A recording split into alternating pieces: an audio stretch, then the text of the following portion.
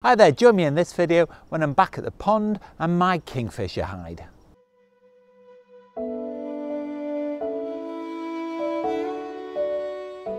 Now this video has taken 2 weeks to film and I've spent 15 hours sat in my hide here by the side of this pond. Now if you're familiar with the channel, you will have seen lots of videos from down here at my hide because I've got some amazing shots of kingfishers just here on these perches, and I've even got a video where I built the hide. So if you're new to the channel, you won't have seen any of those, so I'll put links for those videos down below in the description. But what I'm going to do in this video is I'm going to talk you through all the birds that I've seen over the last 2 weeks, and I'm going to tell you why I really enjoy my photography.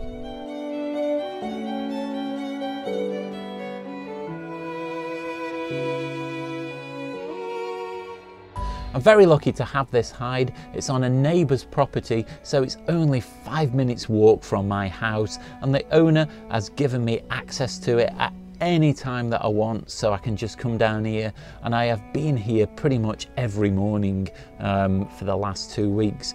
I built the hide myself and I've got quite a lot of videos on the channel, so I'm not going to go into lots of detail about that now. If you want to find out how I built it and then improved it, have a look at some of those videos. And I've also got lots of videos where I took photographs of the kingfisher that I'll talk about later in the video, because a couple of years ago I could pretty much come down here every day and guarantee to get a photograph of the kingfisher. So these current kingfishers that we've got on the pond at the moment are not really spending as much time around the pond. They are definitely about, but I'm not seeing them quite as regularly. But I really do enjoy the process of just sitting down here. And while I've been here, I've seen lots of different types of birds, and I've had lots of sightings, and I've heard the kingfisher. I've just not really got that absolutely ideal photograph. So let's talk you through what I've seen while I've been sitting down here over the last 2 weeks. The first bird that I've seen lots of will be familiar to most people because it can be found in Eurasia, all of the Americas, both North and South, and North Africa as well. It's the mallard. It's a very heavy set bird, and there's quite a distinct difference between the male and the female. The male is quite boldly coloured and it's distinctive with its green head, whereas the female is more brown in colour. Mallards start nesting in the middle of February, and we're now at the beginning of March, so that will have begun. And the other morning I did film some rather amorous behaviour from a pair of mallards.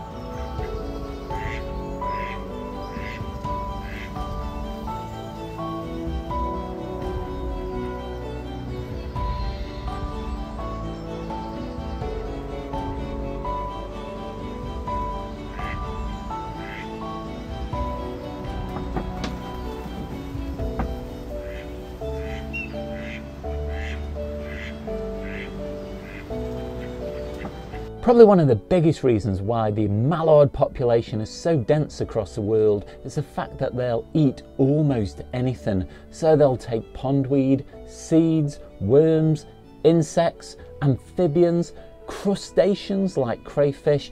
Their diet is really varied, but one thing to be aware of is that people will often feed ducks bread. Now, whereas this is not going to do them any damage initially, a little bit of bread is not harmful. Over the long term, if they get used to being fed bread, then this can be a real problem because it just acts as a filler and it has very little nutritional value. So it's really not a good idea. If you are going to feed the birds, then feed them some seed. Just a typical bird feed is going to be much better than feeding them bread.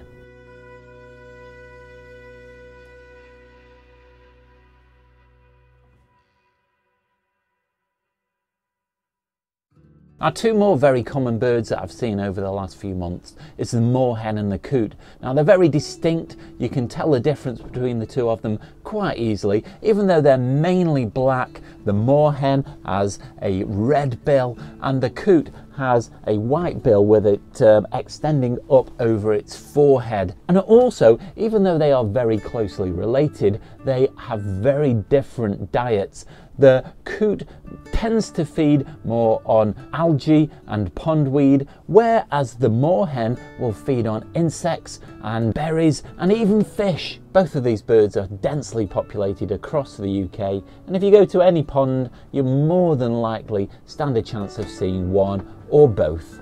Another common sight around ponds is the grey heron, and one did drop in the other morning and landed on the side of the pond, and I managed to get some photographs. Now they're very distinctive because of their size. They've got long legs, a big body, then a long neck leading to a long bill with a little tuft of feathers on their head as well. And so it's quite exciting when they arrive to photograph them because they're quite distinctive. Now the grey heron will eat mainly fish, but opportunistically will also eat mammals, amphibians and even small birds.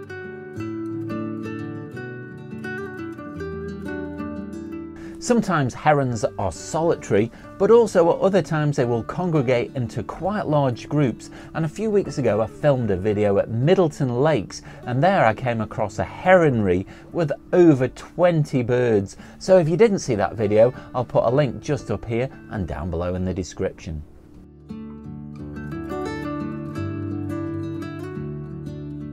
Another pretty little duck that visited the pond is the teal. Now the male is quite distinctive because it's got a green eye patch and then a brown head. Again, the female is a slightly duller brown colour, but it's still very attractive, and they've been about on the pond over the last 2 weeks, and I did manage to photograph one where it had its wings outstretched. Now the teal again is pretty non-fussy with what it will eat. It mainly eats again pondweed and things like that, but during the summer it will also move to snails and insect larvae and even some worms.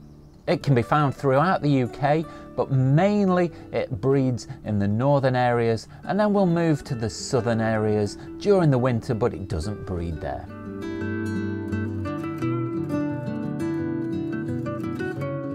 Despite spending 15 hours here in the hide and not really getting the shots that I was hoping for, I still don't regret any of the time because I do find it really relaxing. I bring a cup of tea just to sit while I'm watching the nature, and it's still exciting, the anticipation of just what you might see. And one morning also I did hold a Zoom call as well with a photographic group that I'm part of. Now this photographic group was set up by Grant, who is another photographic YouTuber who you might be familiar with, but basically there's a group of photographers that get together to just share their experiences and form a community, and it's a really lovely supportive group. And so it was interesting to just do that Zoom call from it in the hide as well, because everybody else got the excitement and the anticipation of what I might see.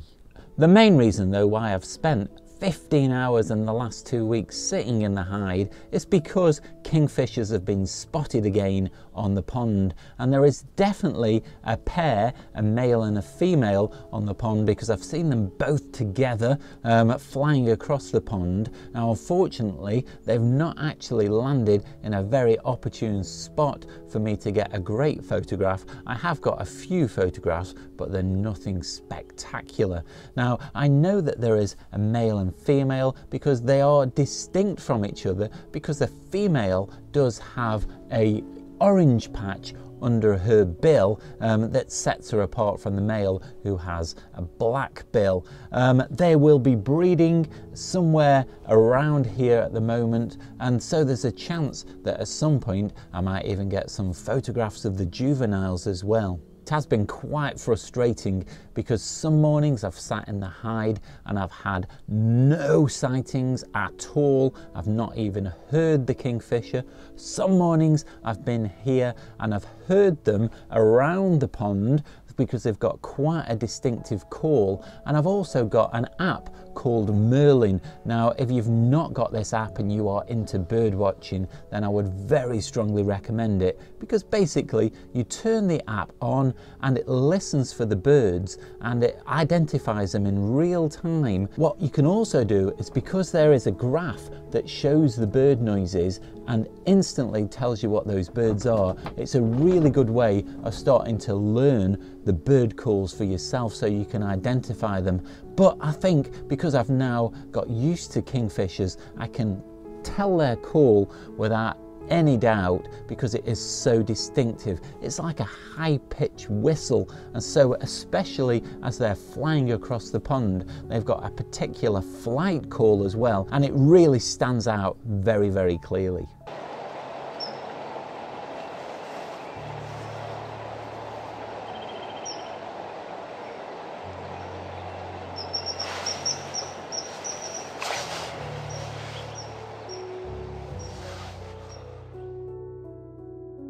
As I said earlier, on 2 distinct mornings I did see the kingfishers.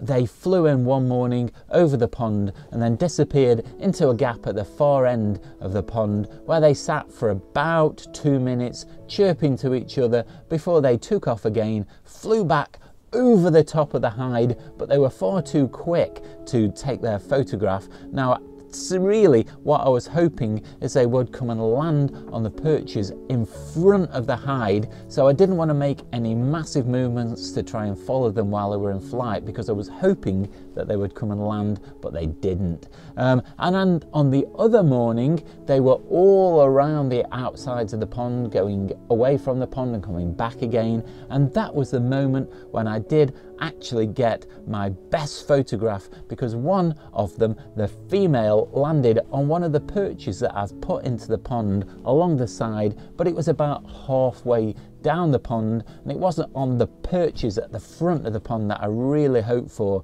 Now, I have had kingfishers land at the front of the pond before, and they get really spectacular photographs because they're only about 3 or 4 meters away from the hide, so you really pick out lots of detail. But I've got loads of time to spend over the next few weeks and months to try and get some better photographs, because once the kingfishers have bred and they've got young, they'll probably be fishing a lot more, so they'll probably be a little bit more active. They'll get to the point once the young develop that they will then drive the young out of their area because they're very territorial. Now, if you're interested in more facts about the kingfisher, then I'll put a link to a video that I've made just up here and down below in the description that gives you lots more facts about kingfishers, and I'll show you that photograph now.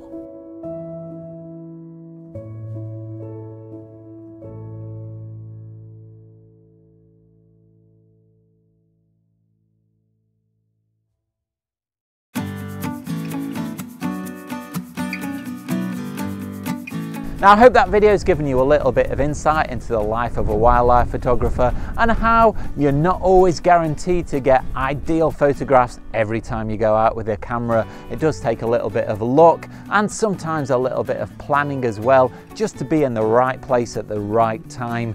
And so don't get disheartened if you don't get the photographs that you want first time.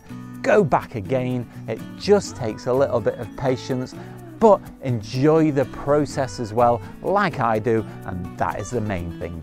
Now, if you have enjoyed that video, do let me know down below in the comments, or nip over to my Instagram or Vero account, that's @DarrellOakden. Leave me your comments there, and you can also see lots of my photographs. Now, if you like what I do on the channel, I want to help support me to make future content like this, then you can leave at the gift shop, that's at Teespring. There I've got a range of merchandise on offer, so head off over there because a purchase really does help me out, and it's very much appreciated. But you don't have to spend any money at all to support the channel. You can do that simply by clicking like, subscribe and the bell notifications. It really helps me out, and it makes sure that you don't miss out on any future content. Watch out for next week's video, that goes live on Sunday. In the meantime, go and check out this video just up here.